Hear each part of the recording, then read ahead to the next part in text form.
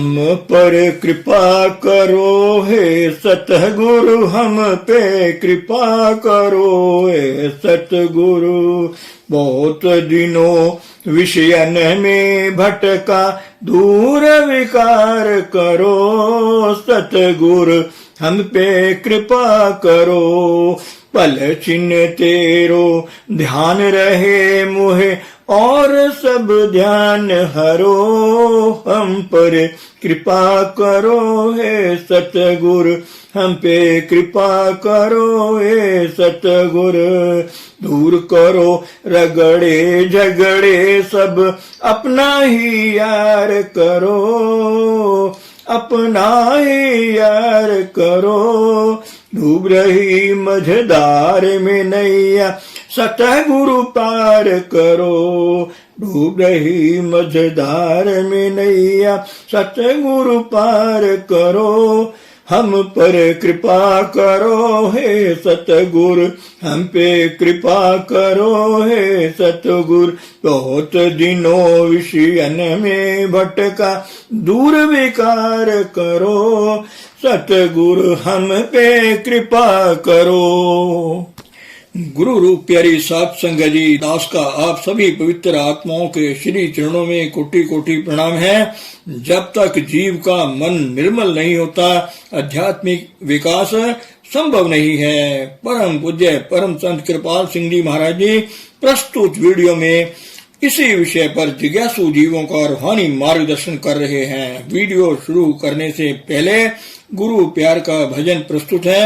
आपके विनम्र अनुरोध है, हमारे चैनल को सब्सक्राइब करें, शेयर करें व लाइक करें। धन सतगुरु, धन गुरु रूप प्यारी सात संगत जी।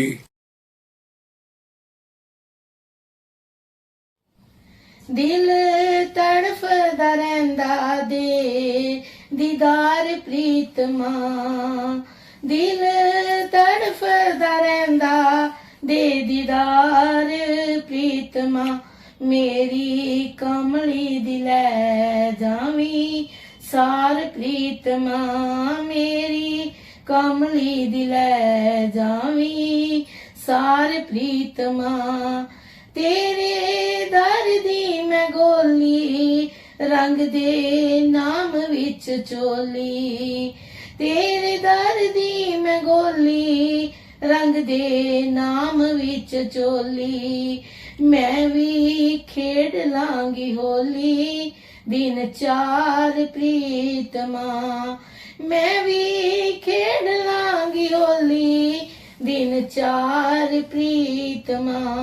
मेरी कमली दिलै जावी सार प्रीतमा, मेरी कमली दिलै जाई सार प्रीतमा। दिल तड़फदा रहिंदा दे दीदार प्रीतमा, दिल तड़फदा रहिंदा दे दीदार प्रीतमा। मेरी कमली दिलै जाई सार प्रीतमा। तेरे नित दे विछोड़े, साडे दिलां दे ने फोड़े। तेरे नित दे विछोड़े, साडे दिलां दे ने फोड़े। बैठी करनिया होड़े, ना विसार प्रीतमा। बैठी करनिया होड़े, ना विसार प्रीतमा। मेरी कमली दिलै जावी सार प्रीतमा। दिल तड़फदा रहिंदा दे दीदार प्रीतमा, दिल तड़फदा रहिंदा दे दीदार प्रीतमा। मेरी कमली दिलै जावी सार प्रीतमा। तेरे नैन रूहानी मैनू कर गए दीवानी। तेरे नैन रूहानी मैनू कर गए दीवानी। बहंदा अखियां चो पानी, ना विसार प्रीतमा। बहंदा अखियां चो पानी, ना विसार प्रीतमा। मेरी कमली दिलै जावी सार प्रीतमा दिल तड़फदा रहिंदा दे दीदार प्रीतमा दिल तड़फदा रहिंदा दे दीदार प्रीतमा मेरी कमली दिलै जावी सार प्रीतमा बूहे अखियां दे खोल आके साडे नाल बोल बूहे अखियां दे खोल आके साडे नाल बोल देवां दुखड़े मैं फोल गुनाहगार प्रीतमा देवां दुखड़े में फोल गुनाहगार प्रीतमा मेरी कमली दिलै जावी सार प्रीतमा दिल तड़फदा रहिंदा दे दीदार प्रीतमा दिल तड़फदा रहिंदा दे दीदार प्रीतमा मेरी कमली दिलै जावी सार प्रीतमा मेरी कमली दिलै जावी सार प्रीतमा।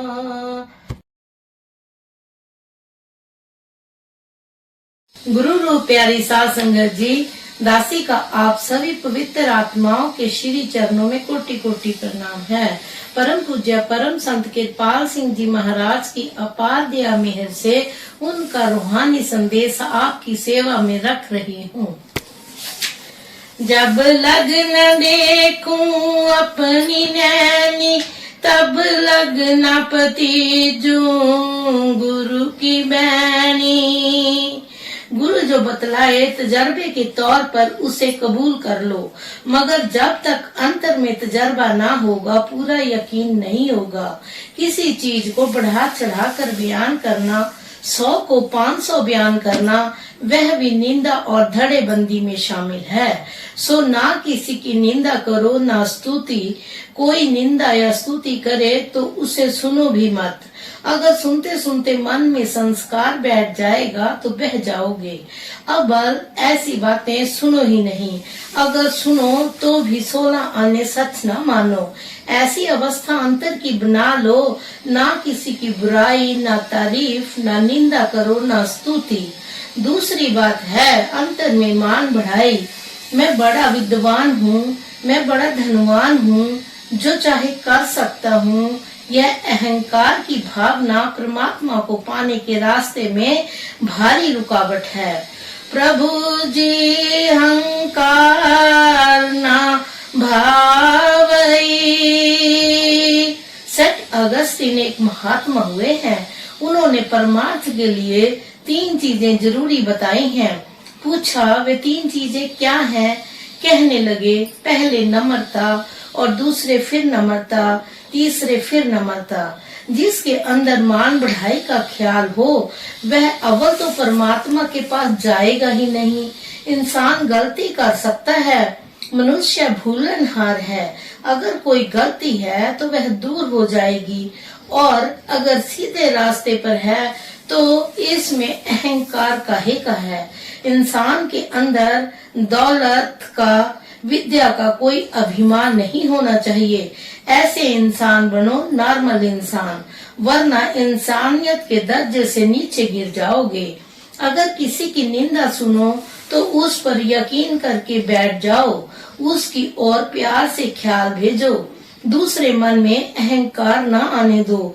इंसान में क्या फर्क है?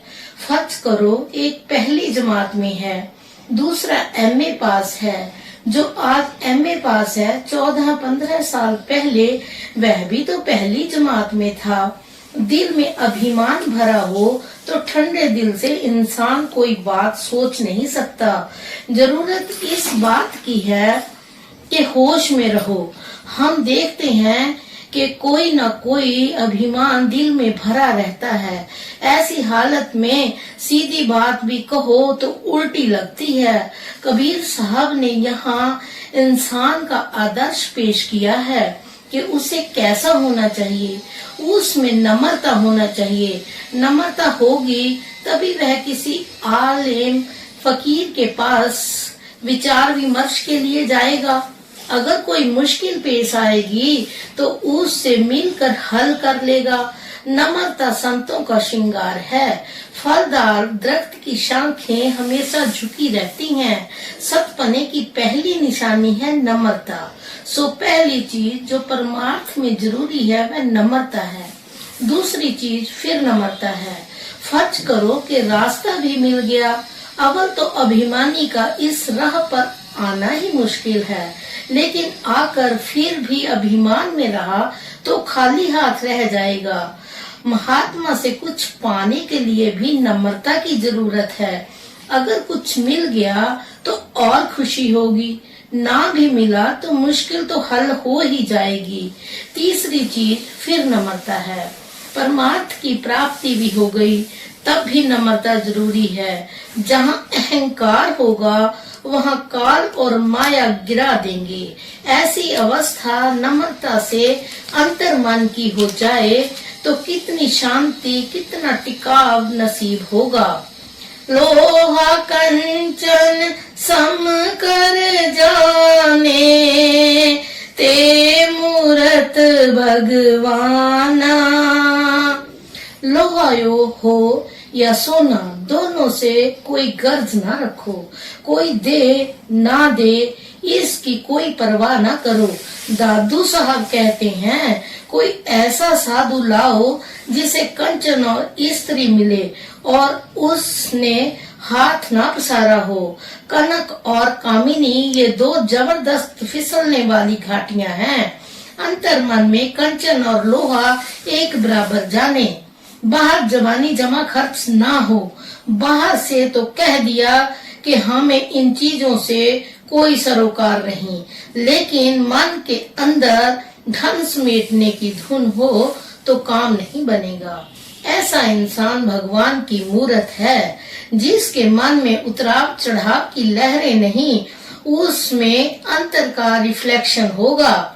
थोड़े लफ्जों में कबीर साहब ने आदर्श मनुष्य का यह भारी नक्शा खींचा है।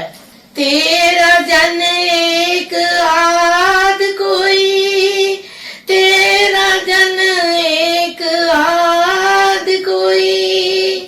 अब फरमाते हैं, हे मालिक तेरा सच्चा आशिक लाखों में करोड़ों में कोई एक आध ही होगा। भगवान कृष्ण ने भी यही बात कही है कि हे अर्जुन, हजारों में से कोई एक ऐसा होता है जो मेरी तरफ चलता है, और उन हजारों में से जो मेरी तरफ चल रहे हैं कोई एक आध ऐसा निकलता है जो मुझ तक पहुंचता है। लाखन में कोई एक है नहीं, कोटिन में कोई एक। हम मंदिरों, गुरुद्वारों, मस्जिदों में जाते हैं। हम में से कितने हैं जो परमात्मा को पाने के लिए वहां जाते हैं? हम इसलिए वहां जाते हैं कि हमारा रोजगार बना रहे, हमारे बाल बच्चे राजी रहें, हमारी पूजा पाठ में भी कोई न कोई दुनियावी गर्ज छुपी हुई होती है। कोई एक आध ऐसा होता है जो निष्काम होकर परमात्मा की भक्ति करता है। जो भगत निष्काम मन से और केवल परमार्थ को पाने के लिए पूजा पाठ करता है, चाहे वह किसी दायरे में हो, वह जरूर भगवान तक पहुंचेगा। बच्चा रोए तो माता उसे झट छाती से लगा लेती है। परमात्मा तो सर्वव्यापक है, क्या वह हमारी आवाज, हमारी पुकार ना सुनेगा? एक बच्चे की मिसाल है। उसने अंदर कमरे में उठना चाहा, दीवार का सहारा लिया, वहां से फिसल कर गिरा। कुर्सी को पकड़ा तो मुंह के बल गिरा, कपड़ा पकड़ा तो फिर भी गिरा। लाचार होकर पुकारा, हाय माँ। माँ उस वक्त रसोई में थी। बच्चे की पुकार सुनकर उबलता हुआ दूध छोड़कर उठ दौड़ी और बच्चे को उठाकर छाती से लगा लिया। बच्चे ने पूछा, माँ मैं तुझे बहुत प्यारा हूँ। माँ बोली, हाँ बेटा। बच्चे ने सोचा कि माँ ने मेरी पुकार के आगे दूध की भी परवाह नहीं की, और अब क्या है, जब चाहे माँ को बुला लेंगे। दूसरे दिन उसने फिर पुकारा, हाय माँ, लेकिन माँ नहीं आई। उसे चीखते चिल्लाते आधा घंटा हो गया, लेकिन माँ नहीं आई। बच्चा खिसकता हुआ रसोई में जा पहुंचा और माँ से पूछने लगा, आज क्या पका रही हो माँ? बोली, दाल। बच्चा बोला, तुम झूठ कहती हो, कोई बड़ी कीमती चीज होगी पतीले में। उस दिन तो उबलता हुआ दूध छोड़कर मेरे बुलाने पर झट चली आई थी, आज दाल छोड़कर भी नहीं आई, और पुकारते पुकारते मेरा गला भी बैठ गया। माँ ने जवाब दिया, बेटा, उस रोज तेरी पुकार में जो दर्द था वह आज नहीं था। सो अगर सच्ची तड़प हो तो परमात्मा जरूर सुनेगा। वह तो हमारी आत्मा की आत्मा है। आज कोई सच्ची तड़प से उसे पुकारे तो वह आज ही सामने आ जाएगा। वह तो हृदय को देखता है। यह कबीर साहब फरमाते हैं, मैं नहीं कह रहा, यह कबीर का कलाम है कि तेरा सच्चा आशिक, हे मालिक, कोई एक आध ही दुनिया में मिलेगा।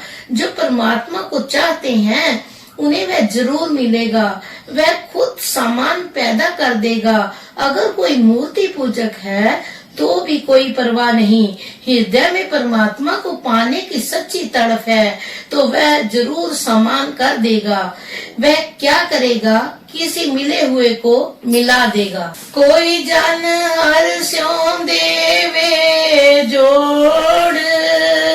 सो कहते हैं कि तेरा सेवक कोई एक आध ही है, वह भी कहीं कहीं मिलता है। जिसे ऐसा सेवक परमात्मा का मिल जाए उसकी भारी खुशकिस्मती है। बिजली का स्विच जो पावर हाउस से जुड़ा हुआ है वह आपके सारे काम करेगा, रोशनी भी देगा, पंखा भी चलाएगा, मगर उसका कनेक्शन पावर हाउस से होना चाहिए।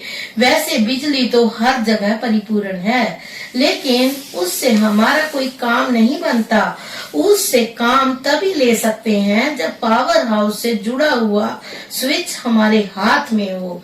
इसी तरह परमात्मा हर जगह परिपूर्ण है, लेकिन उससे मिलने के लिए किसी ऐसे के पास जाना होगा जो परमात्मा से मिला हुआ हो। काम क्रोध लोभ मोह विवर्जित, हर पद चीने सोई। कबीर साहब ने यहाँ सदाचार और नेक पाक जिंदगी का जो आदर्श है उसका फोटो पेश किया है। जब तक जीवन पवित्र ना हो परमात्मा नहीं मिलेगा, नहीं मिलेगा। अब तक जो कर चुके सो कर चुके, जो हुआ सो हुआ, अब आगे बस कर दो। यीशु मसीह को उनके एक शिष्य साइमन ने दावत का बुलावा भेजा। वे गए। साइमन और उसके दोस्त बैठे हुए थे। एक वैश्य को मालूम हुआ कि महात्मा साइमन के घर आए हुए हैं। मुक्ति की ख्वाहिश पापी इंसान के अंदर भी होती है। वैश्या वहां पहुंची और सभा में चारों तरफ नजर डाली। हजारों में से एक ही निराली सूरत उसे नजर आई। वह वहां गई और मसीह के पैरों पर सिर रख दिया और फूट फूट कर रोने लगी। इतना रोई कि मसीह के पाप भीग गए। उसके बाल खुले हुए थे। अपने बालों से मसीह के गीले पाप पोंछने लगी। मसीह को दया आई। उसने सिर पर हाथ रख दिया। यह देखकर साइमन के मन में अभाव आ गया। सोचने लगा, खूब महात्मा है जिसकी दोस्ती एक वैश्य से है। हम अपने दृष्टिकोण से दूसरों को देखते हैं। जो कामी है उसे दूसरा भी कामी दिखाई देता है।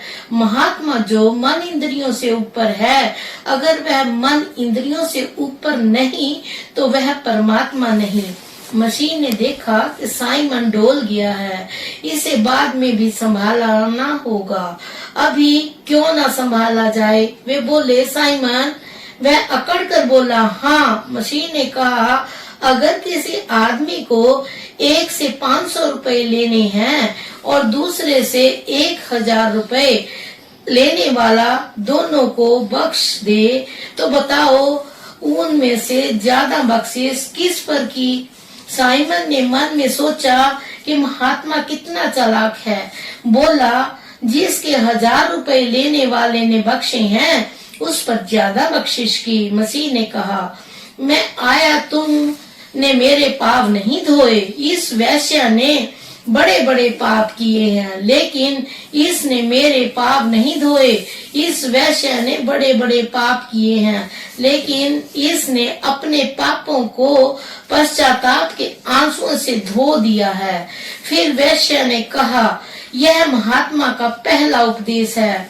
वह कहता है, जो हो चुका सो हो चुका, अब आगे के लिए तौबा कर दो। धोबी के पास तेली, हलवाई वगैरह सभी के कपड़े आते हैं। क्या वह कभी इनकार करता है लेने से? वह जानता है कि इन कपड़ों में सफेदी है। एक भट्टी नहीं तो 2 भट्टी चढ़ाकर निकाल लूंगा। इसी तरह महात्मा के पास लोग आते हैं। वह देखता है ये बेचारे इंद्रियों के घाट पर फंसे हुए हैं। महात्मा के पास युक्ति है उन्हें इंद्रियों के ऊपर उठाने की। वह जानता है कि इन्हें निकाल लूंगा। उसे अपनी समर्था पर भरोसा है, इसीलिए कोई पापी उसके पास आए वह ना नहीं करता। श्री गुरु अर्जन साहिब को बादशाह ने लिखा कि आपकी संगत में डाकू है। मसलन विधि चंद डाकू था। उन्होंने जवाब में लिख दिया, ये लोग पहले कभी डाकू होंगे, अब तो सब महात्मा हैं। यह जितनी भी इलाइशें हैं सब इंद्रियों के घाट की हैं। इंद्रियों के घाट से ऊपर आकर जो इलाइशें कहाँ रहे। महात्मा पहले दिन हमें इंद्रियों के घाट से ऊपर लाकर अंतर्मुख नाम से जोड़ देता है। तो कहते हैं कि परमात्मा को पाने के लिए पहली जरूरी चीज यह है कि जीवन नेक पाक हो। मुबारक है वे लोग जिनका मन पवित्र है। केवल ऐसे ही लोग परमात्मा को पा सकते हैं।